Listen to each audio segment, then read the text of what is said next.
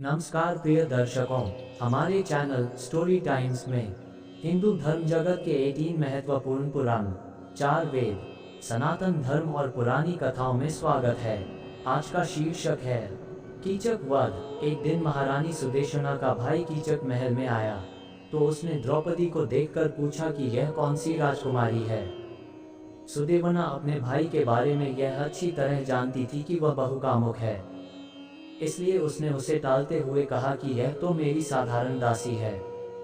कोचक ने अपनी बहन की बात अनसुनी कर दी। उसने एकांत में जाकर द्रौपदी को घेर कर कहा कि सैरंध्री, मैं तुमसे प्यार करता हूँ।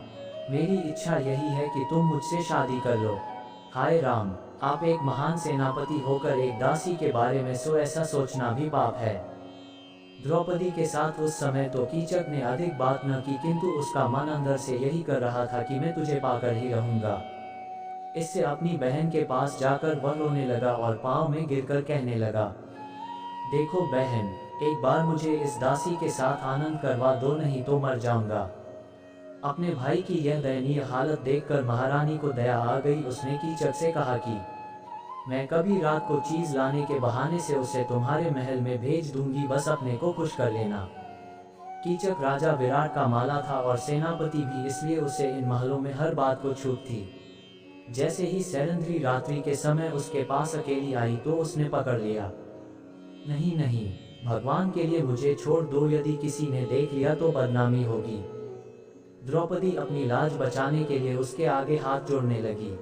कीचक जो सोचता है वही करता है, उसे अपने मन की इच्छा पूरी करने से इस संसार की कोई शक्ति नहीं रोक सकती। तुम तो भला एक साधारण दासी है। देखो कीचक, यह समय उचित नहीं है। यदि वास्तव में तुम मुझसे प्यार करते हो तो आज आधी रात के मुझे नाट्यशाला में मिलना। वहाँ एकांत हम आनंद लेंगे, इससे हमारी बदनामी भी नहीं होगी। कीचक के मस्तिष्क में यह बात बैठ गई ने भीम के पास जाकर उस पापी की सारी कहानी सुना दी। भीम ने उसी समय द्रौपदी से कहा कि तुम जाकर आराम करो, मैं आज कीचक से निपट लूंगा। भीम औरत का वेश धारण करके नाट्यशाला में जाकर पलंग पर लेट गया। थोड़ी देर के पश्चात कीचक शराब के नशे में धुत होकर उस पलंग पर बैठ गया। आते ही उसने भीम का हाथ पकड़ा और कहने लगा, आओ मेरी जान, हम तो कब से तुम्हारे प्यार में दीवाने हो रहे हैं। तुम्हारी सुंदरता देखकर हमारा दिल धड़कने लगता है। आओ आज हमारे पन की प्यास बुझा दो। अरे ओ कुत्ते की संतान, मैं करता हूँ तेरी वासना पूरी और प्रेम का इलाज। यह कहते हुए क्रोध से भरे भीम ने कीचक को अपने दोनों हाथों में दबाकर इतनी शक्ति से दबाया कि उसका हड्डियां चूर चूर हो गई। फिर उसका गला दबाकर हमेशा के लिए शांत कर दिया।